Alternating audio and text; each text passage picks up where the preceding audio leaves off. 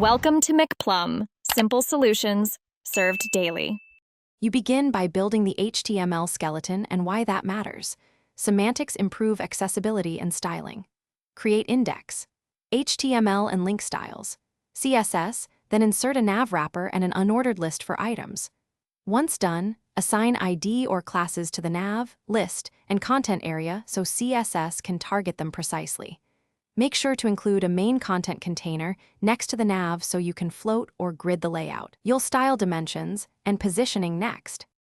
Now you implement the CSS that creates the side menu. Use a page container with display, flex so the nav sits left and the main content fills remaining space. This is simpler than floats and more responsive. Give the nav a fixed width, background color, and height, 100 VH so it spans the screen. Style the ul to remove bullets and the elements with padding, block display, and hover effects to improve usability. Once these basics are working, refine spacing, fonts, and colors.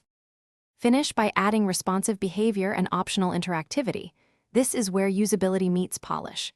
Create a media query to collapse the menu on small screens and add a toggle button that adds a class to slide the nav in with transform and transition for smooth animation.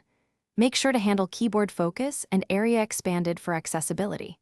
If links don't show or layout breaks, check class names, path to styles, CSS, and inspect computed widths. Those are common issues to troubleshoot. Thanks for watching. Stay juicy and subscribe.